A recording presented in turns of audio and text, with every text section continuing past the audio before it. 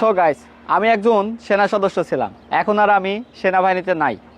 আমাকে কিভাবে সেনাবাহিনী থেকে কোর্ট মার্শাল করা হলো, কিভাবে সেনাবাহিনী থেকে আমি চাকুরিচ্যুত হলাম, কিভাবে সেনাবাহিনীতে আমি 5-6টা বিয়ে করেছিলাম, সেখান থেকে আমাকে কিভাবে আউট করা হলো, আমি সেনাবাহিনীতে কি চুরি করেছিলাম যার জন্য আমাকে সেনাবাহিনী থেকে বহিষ্কার করা হলো, আমি দালাল, এরকম অনেক কমেন্টস ফেসবুকে আমাকে করা হয়ে থাকে, যেটা দেখলে আসলে আমার খুব খারাপ লাগে, আবার মাঝে মাঝে ভালোও লাগে, নিজে হেসে উড়াই দিই। তো অনেকে এরকম প্রশ্ন করে, আসলে আমি তো একসময় সেনাবাহিনীর সদস্য ছিলাম, এটা যেমন সঠিক ঠিক তেমনি এখন আমি সেনাবাহিনীতে নাই, এটাও তেমন সঠিক।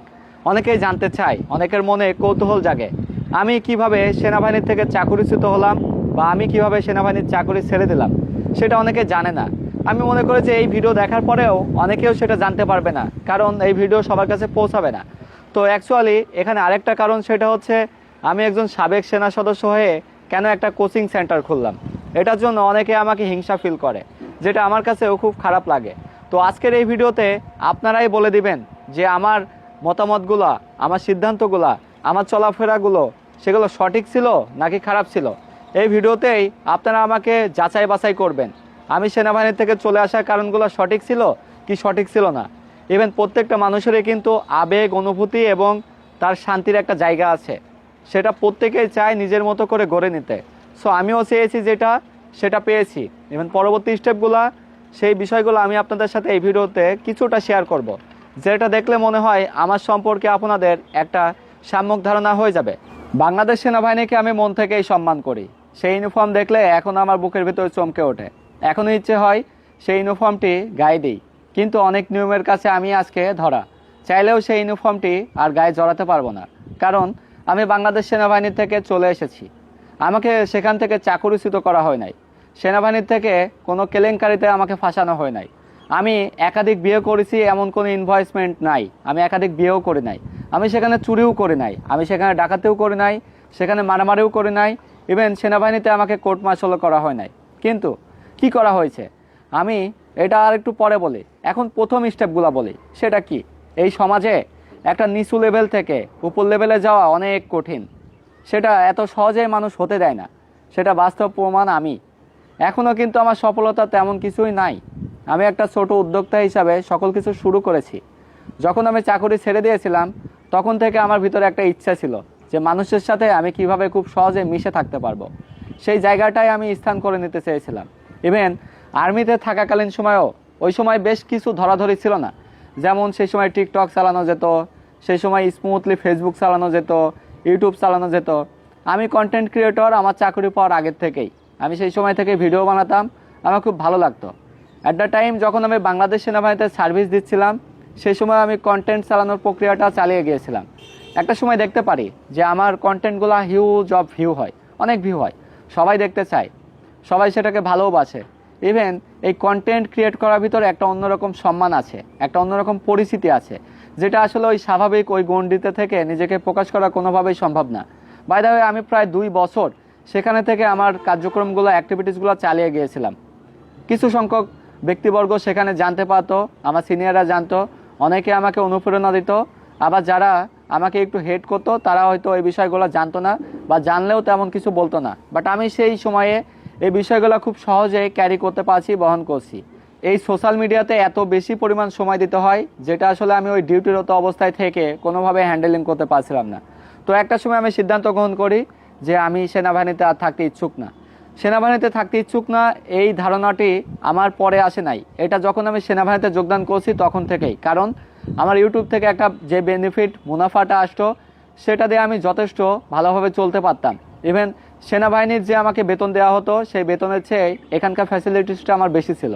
তো একটা সময় যখন আমার পরিস্থিতি খুব বেশি হয়ে যায়, তখন আমি মনে করি যে হ্যাঁ, আমাকে এই সময়ে সেনাবাহিনীর থেকে যেতে হবে, না হলে এই কন্টেন্ট ক্রিয়েটটা আমি আর করতে পারবো না। এটা আসলে একটা বাস্তব, আমার জীবনের একটা বাস্তব কাহিনী। ইভেন আমি যখন চাকরিটা ছেড়ে দিই, তখন আরও বেশ কয়েকজনের সাথে আমি ডিসকাস করেছি আসলে কিভাবে কি করলে কিভাবে কি করা যায়। তো একটা সময় মনে করলাম যে ঠিক আছে, আমার জন্য চাকরি ছাড়াটা ঠিক আছে। সেই সময় আমি ভাবলাম যে হ্যাঁ, আমাকে চাকরি ছেড়েই দিতে হবে। কিন্তু এখানে কতিপয় কিছু আছে যারা আমাকে এসে কমেন্টস করবে। আমার অনেকগুলা বিয়ে হয়েছে, আমি সেখানে চুরি করেছি মোবাইল, সামান্য একটা মোবাইল চুরি করছি। এরপরে আমার একাধিক বউ ছিল, সেটা তো হবেই। ইভেন অনেকেই বলে আমি হচ্ছে দালাল। তো এখন পর্যন্ত আমি বলতে পারি এখন আমার যে ক্যারিয়ার যে অবস্থানে আছে আমি সঠিকভাবে আছি, সৎভাবে আছি। অসৎ যদি কেউ বলতে চাই সেটার প্রমাণ আমি দিচ্ছি। তো আমাকে অনেকে বলে দালাল, কেউ বলতে পারবে না যে আমি হচ্ছে তাকে চাকরি দিয়ে দিচ্ছি, এমন কেউ বলতে পারবে না। সো আমি কারোর টাকার প্রত্যাশী না। আমার ফেসবুক থেকে ইউটিউব থেকে যে টাকাটা আসে সেই টাকায় আমি খুব ভালোভাবে চলতে পারি। এখন আরেকটা কথা, আমি হচ্ছে ব্যবসা করি, হ্যাঁ ঠিক আছে, এখানে বিজনেস করা হয়। কিছু লজিস্টিক কোম্পানি আছে যে কোম্পানিগুলো আমার কাছে আসে, আমাকে তারা অ্যাডভাইস করে কিভাবে কি করা যায়। আমি জাস্ট এতটুকুই একটা স্পন্সর করে দিই, ইভেন সেটা বি পজিটিভ। আমি চাইলেই কিন্তু অনেক খারাপ স্পন্সরশিপের সাথে সম্পৃক্ত হতে পারি, যেটা অনেক সেলিব্রিটি হয়, সেখান থেকে অনেক টাকা পাওয়া যায়। লুক লাইক জুয়ার প্রমোশন করা বা কোনো খারাপ জিনিসের প্রমোশন করা বা কোনো এই জেনারেশনকে একটা খারাপ দিকে প্রভাবিত করা, সেরকম কোনো কিছুতেই কিন্তু আমি ইনভলভ হই নাই। আমি চাইছি যে একটা সঠিক স্থানে থেকে মানুষের মন জয় করা, যার কারণে আমি এত দূরে আসতে পেরেছি। ইভেন দেখেন, আমাকে কিছু লোক হচ্ছে সমালোচনা করবে, কারা? যারা হচ্ছে অনৈতিক ভিডিও আপলোড করে। দেখবেন যে বেশ কিছু সেনাবাহিনীর পেজ আছে, সেনাবাহিনীর পেজ না, অ্যাজ এ পাবলিক, কোনো পাবলিক সেই পেজটা চালায় চুরি করে। সে হচ্ছে অন্যের ভিডিও চুরি করে, কোনো সেনা সদস্য কোথায় কী করলে এই সমস্ত ভিডিও চুরি করে ফেসবুকে আপলোড করে। আমি একটা কথা বলবো, তাদের যদি বাবার পরিচয় থাকে তাহলে তারা যেন ফেসবুক চালানোর সময় বাবার পরিচয়টা দিয়ে ফেসবুক চালায়, তাহলে সেনাবাহিনীর ডিম কত প্রকার ও কী কী তাদেরকে দেখাই দেবে। আসলে সেনাবাহিনীও কিন্তু তাদেরকে ধরার জন্য অনেক কৌশল অবলম্বন করে। আমি দেখি অনেক পরিশ্রম করে, যারা এফআইওতে থাকে, এএসইউতে থাকে, ডিজিএফআইতে থাকে বা অন্যান্য সেকশনে থাকে, তারাও কিন্তু তাদের ধরার জন্য চেষ্টা করে, কিন্তু তাদের সেই রকম পর্যাপ্ত পরিমাণ নথি না থাকায় ক্যাপচার করতে পারে না। আমার কোনো ভিডিওতে আমি সেনাবাহিনীকে ভায়োলেন্স করে কোনো ভিডিও করি না। সেনাবাহিনী ইউনিফর্ম পরে আদার্স যে অ্যাক্টিভিটিস থাকে যেগুলো দেখলে আসলেই সিভিল জেনারেশনের ভিতরে একটা অন্যরকম সেনাবাহিনীকে এক্সপ্লেন করা হয়ে যায়, সেরকম কোনো ভিডিও আমি কখনোই আপলোড করি না। সেহেতু সেনাবাহিনী বহির্ভূত কোনো কাজ আমি করি না। হ্যাঁ, সেনাবাহিনীর চাকরি আমি করি নাই, এটা যেমন ঠিক, বাট অ্যাজ এ সিভিলিয়ান হিসাবে আই হ্যাভ রাইটস। আমি কি করতে পারবো কি করতে পারবো না। আমি তো আইএসপিআরকে অবমাননা করে কোনো কন্টেন্ট তৈরি করি না। আমি সবসময় কন্টেন্ট তৈরি করি এই জেনারেশন কিভাবে একটা উপকার পায় সেই জন্য। আমার ভিডিওতে কোনো খারাপ কোনো কিছুতে প্রভাবিত করা হয় না কোনো জেনারেশনকে। হ্যাঁ, বিজনেস আমি করি, বিজনেস করার অধিকারকে কোনো মানুষের নাই। অন্য অন্য সেলিব্রিটি কি বিজনেস করে না? অবশ্যই তারা বিজনেস করে। ইভেন আমি যে পরিমাণ লভ্যাংশ নেই, অনেক সেলিব্রিটি আছে তার চেয়ে বেশি পরিমাণ লভ্যাংশ নাই। বিজনেস করার লভ্যাংশ নিবে, এটা স্বাভাবিক ব্যাপার। এখন লভ্যাংশ নেওয়ার পরে সরকার ট্যাক্স দেবে কিনা, এটা একটা অস্বাভাবিক ব্যাপার। সো আমরা সেদিকেও যথেষ্ট কনসিডার। এখন আসা যাক মূল পয়েন্টে, সেটা কি? Coaching centre. আমি সৈনিক হয়ে কেন কোচিং সেন্টার চালাচ্ছি? কেন? আমার কি ইচ্ছা নাই একটা জেনারেশনকে একটা ভালো কাজের জন্য লিড দেওয়ায়? কোচিং সেন্টারে কি এখানে দালালি হয়? নো, আমার কোচিং সেন্টারে কোনো দালালি হয় না। এখানে কোনো মানুষকে টাকার বিনিময়ে চাকরি দিয়ে দেওয়া হয় না। কোচিং সেন্টার শুধু আমারই কি একটা? না, বাংলাদেশে আরও অনেকগুলো কোচিং সেন্টার আছে। সেই কোচিং সেন্টারে এই জেনারেশনকে লিড দেওয়ানো হচ্ছে, তারা কিছু ভালো একটা শিক্ষা পাচ্ছে। চাকরি হয় কি মূল লক্ষ্য? প্রত্যেকটা ক্ষেত্রে কি চাকরি হবে? বিষয়টা এমন না। হ্যাঁ, একটা কথা বলি, সেটা হচ্ছে যারা মেডিকেল ইউনিভার্সিটিতে পড়ালেখা করতে যায় বা যারা একটা ন্যাশনাল ইউনিভার্সিটি বা একটা মডার্ন ইউনিভার্সিটিতে ভর্তি হতে যায়, তারা অবশ্যই পূর্ব প্রস্তুতি একটা নেয়। সো এখনকার জেনারেশন তো সামরিক বাহিনী বা যে কোনো বাহিনীতে যোগদান করতে গেলে অবশ্যই কম্পিটিশন হয়। আগে ঘরের থেকে ছেলেপেলে ডেকে নিয়ে আসতো যে আসো যোগদান করো পুলিশের, সেনাবাহিনীতে। এখন কেউ এমন করে? এখন করে না।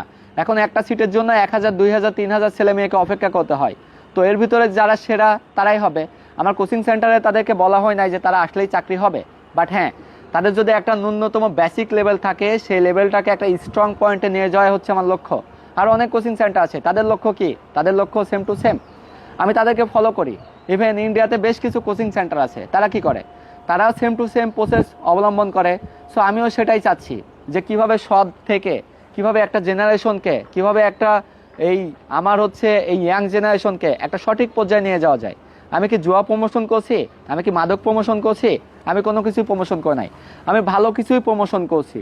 সো আপনাদের কাছে একটা রিকোয়েস্ট থাকবে, এখন আপনারা বিবেচনা করেন যে আমি কোচিং সেন্টারটা ওপেন করছি, আপনারা যদি বলেন তাহলে আমি এই কোচিং সেন্টারটা বন্ধ করে দিব। ইভেন আপনারা যদি বলেন যে বিজনেস, হ্যাঁ বিজনেস আমি বন্ধ করে দেবো, আমার কোনো প্রয়োজন নাই, আমি চলতে পারবো। যেদিন না খেয়ে থাকবো সেদিন তো আপনাদের কাছে ভিক্ষা চাইলে ভিক্ষা তো দিবেন না? অবশ্যই দিবেন। সেদিন আমি আপনাদের কাছে যাব, গিয়ে বলবো যে অমক আমি খাইতে পারতেছি না, আমাকে কিছু ভিক্ষা দেন। তো আমি জানি সেদিনও আপনি আমাকে কেউ ফিরিয়ে দিবেন না। কিন্তু আমি এই কাজটা করতে চাইছিলাম খুব সহজভাবে, বাট এই কাজে বাধা হয়ে দাঁড়াচ্ছে কিছু শ্রেণীর মানুষ। তারা হায়ার কোয়ালিফিকেশনের না, তারা হচ্ছে আমার কোয়ালিফিকেশনের, আমি যেই কোয়ালিফিকেশনে আছি। আজকেও আমি একটা অফিসারের সাথে কথা বলছি, তো সেই অফিসারকে আমি বললাম যে স্যার আসলে আমাকে তো এরকম মানুষ একটু হেড করে, তো আমি আসলে কি করতে পারি, আমি কি প্রতিষ্ঠানটা বন্ধ করে দিব? তো সে আমাকে বলতেছে আলামিন, তুমি যত আলোচনায় আসবা তত সমালোচনা হবা, কিন্তু যত তুমি আলোচনায় আসবা তত তুমি পপুলারিটি পাবা, এটা তোমাকে কেউ থামিয়ে রাখতে পারবে না। বাট একটা বেসিক জিনিস মনে রাখবা, সেটা হচ্ছে সততা। এই জিনিসটা তুমি ধরে রাখবা, দেখবা যে তুমি সব কিছুতে ভালো থাকতে পারবা। সো আমিও তখন থেকে আমি কিছু কিছু মানুষের থেকে অনুপ্রেরিত হই, ইভেন পরবর্তী কার্যক্রম সম্পন্ন করি। পূর্বে আমি আসলে দেখি যে অনেকে রোস্টিং হয়, অনেক সেলিব্রিটি রোস্টিং হয়, আমি নিজেকে সেলিব্রিটি মনে করি না। ইভেন রোস্টিং হওয়ার কারণও থাকে, চাইলে আমাকে কেউ রোস্টিং করতে পারবে, আমার কোনো সমস্যা নাই। বাট আমি হচ্ছে সমালোচনা তারাই করে যারা পিছে থাকে, সামনে থেকে সমালোচনা করা সম্ভব না। ইভেন আমাকে যারা সমালোচনা করে এদের পিতৃর পরিচয় নাই, এরা হচ্ছে ফেসবুকে নিজেদের পরিচয় দিতে ভয় পায়। তারা বিভিন্ন অসামাজিক ভিডিও সামরিক বাহিনীর ভাবমূর্তি নষ্ট করে, তারা যেই সে ভিডিও নিয়ে ফেসবুক পেজে আপলোড করে, ইউটিউবে আপলোড করে, সেটা সেনাবাহিনীকে ভাবমূর্তি অবশ্যই প্রশ্নের সম্মুখীন করে। তাদের যদি সাহস থাকে তাহলে আমি তাদেরকে চ্যালেঞ্জ করবো, এনিবডি তারা যেন পরিচয় দিয়ে ফেসবুক পেজটা চালায় আমার মতো। আমি সৎভাবে আছি, ইভেন আমি যদি কোনো খারাপ কাজ করার আগে 10বার চিন্তা করে নিই। আর আমি এটাও চিন্তা করি যে এই কাজটা করতে গেলে আমাকে কোনো প্রশ্নের সম্মুখীন হতে হবে কিনা। আর অনেকেই দেখি যে অনেকে আমাদের এসে কমেন্টস করে সেটা কি, আমি যে কোচিং সেন্টার চালাচ্ছি সেটার অনুমতি আছে কিনা, আমি যে কোচিং সেন্টার চালাচ্ছি সেটা অনুমতি দিছে কিনা, এটা কি দেখার রাইটস তাদের রাইটস নাই। ইভেন যাদের রাইটস আছে তারা যেন দেখে যায় কোচিং সেন্টার চালাতে হলে কি কি যোগ্যতা প্রয়োজন, কোন কোন অনুমতি প্রয়োজন, কি কি বিষয় আসা থাকলে একটা কোচিং সেন্টার চালানো যায়। তো যারা আসলে কমেন্টস করে আমি মাঝে মাঝে তাদের প্রোফাইলে গিয়ে ঢুকে দেখি যে এখন আমি যে নিম্ন শ্রেণীতে আছি, একটা নিম্ন শ্রেণীতে আমি থাকি, তারা ওই শ্রেণীতেও নাই। তাহলে তারা কিভাবে প্রশ্ন করতে পারে যে কোচিং সেন্টারের অনুমতি আছে কিনা? হ্যাঁ, কোচিং সেন্টার যতটুকু অনুমতি থাকা প্রয়োজন ততটুকু অনুমতি আছে। ভবিষ্যতেও যদি কোনো অনুমতি নেওয়ার প্রয়োজন হয় আমি সবার থেকে অনুমতি নিব। আমি এতটুকুই বলতে চাই, আপনারা আমাকে কনসিডার করবেন, আমি কোনো দালাল নই, আমি কাউকে অর্থের বিনিময়ে চাকরি দিয়ে দিই না। আমি কোর্ট মার্শাল খেয়ে আসি নাই আর্মির থেকে, আমি কখনো আর্মিতে চুরি করে নাই, আমি আর্মিতে ডাকাতি করে নাই, আমি আর্মিতে 5-7টা বিয়েও করে নাই। যারা আমাকে নিয়ে এমন মন্তব্য করে তারা যেন বলে যায় আমি পূর্বে চুরি করেছি, কার কি চুরি করেছিলাম, ইভেন কি করেছি, এগুলো যেন বলে যায়। আমি এতটুকুই বলতে চাই যে শুধুমাত্র আল্লাহর উপর ভরসা করে, ইভেন যারা আমার সিনিয়র ব্যক্তিবর্গ আছে সৈনিক লেভেল থেকে শুরু করে উপর লেভেল পর্যন্ত যে কোনো বাহিনীর, আমি সবাইকে সম্মান করি। আমি তাদের পজিশনে একটা সময় ছিলাম, বাট এখন হয়তো তাদের পজিশনে নাই। আমার চাকরি ছাড়া রিসোর্স একটাই ছিল, আমি কন্টেন্ট ক্রিয়েটর হিসাবে নিজেকে প্রতিষ্ঠিত করতে চেয়েছিলাম। সেখানে আবদ্ধ গণ্ডিতে থেকে আসলে আমার এই পর্যায়ে আসা সম্ভব ছিল না। আমি হয়তো সৈনিক থাকলে সেই পর্যায়ে থাকতাম, বাট অনেকেই কিন্তু সৈনিক থেকে বিসিএস ক্যাডার হয়, অনেকেই সৈনিক থেকে ডাক্তার হয়, অনেকেই সৈনিক থেকে ইঞ্জিনিয়ার হয়, মাস্টার্স হয়। ভালো কোনো অপশন থাকলে তারা চাকরি থেকে অব্যাহত হয়ে অন্য চাকরিতে কনভার্ট হয়ে যায়। আবার যদি ভালো কোনো অপশন থাকে তারা বিদেশেও চলে যায়। তাহলে আমার সিদ্ধান্ত ভুল কোথায়? কখনোই আমি ভুল করে না, আমি যেটা নিজে মনে করি। সো আপনাদের যদি মনে হয় যে আসলে আপনারা আমাকে দেখতে চান না, আমাকে ঘৃণা লাগে, আমার প্রতিষ্ঠান প্রয়োজন নাই, তাহলে বলবেন, আমি সেটা যথাযথ ব্যবস্থা নিব। ইভেন অবশ্যই সেটা কারণ দেখাতে হবে। আর যদি আপনারাই ভালোবাসেন আমাকে, আপনারাই যদি আমাকে চান, তাহলে অবশ্যই মন থেকে আপনাদের জন্য আমার ভালোবাসা থাকবে। ইভেন আমার কাজের গতি আরও অনেক বেড়ে যাবে। ভবিষ্যতে আমার অনেকগুলো পরিকল্পনা আছে, সেই পরিকল্পনাগুলো বাস্তবায়ন হবেই একদিন। কিন্তু এই হুটহাট করে যারা হচ্ছে আমার নাম ভাঙিয়ে তারা নিজের পপুলারিটি বড় করতে চায়, আমার নাম ভাঙিয়ে তারা একটু সোশ্যাল মিডিয়াতে রিলস বানাতে চায়, তাদেরকে আপনাদের কিছু বলার দরকার নাই। একটা কথা আছে, আল্লাহর মায়ের দুনিয়ার বায়ের, একদিন না একদিন তাদের ওই রকম কিছু হতে পারে। তো আমি এতটুকু বলতে চাই, যারা এরকম পেজ চালায় তারা যেন একটু পরিচয় দিয়ে চালায়, তাহলে এই সমস্ত বাহিনীর যে অসামাজিক ভিডিওগুলো তারা ফেসবুক পেজে আপলোড করে, এটা সেনাবাহিনীর ভাবমূর্তি নষ্ট হয়। অবশ্যই এটার জন্য তারা শাস্তি পাওয়ার যোগ্য, যেটা আমি মনে করি। ইভেন আমাকে অনেক ইনস্ট্রাকশন উপর লেভেল থেকে দেওয়া হয়, তুমি কোনগুলা করতে পারবা, কোনগুলা করতে পারবা না। এই বিষয়গুলো কিন্তু আমারও অনেক ভালো লাগে। আমি এটা আরও আশা করি আমাকে যদি কোনো সদস্য, সামরিক বাহিনী হতে পারে, বেসামরিক বাহিনী হতে পারে, বা যে কোনো আদার্স যারা হচ্ছে ঊর্ধ্বতন কর্তৃপক্ষ, তারা যদি আমাকে মনে করে যে আলামিনকে একটা সৎ পরামর্শ দেওয়া হবে, একটা সৎ উপদেশ দেওয়া হবে, এবং এমনকি সৎ একটা আদেশ দেওয়া হবে, আমি সেটা পালন করতে বাধ্য থাকিব।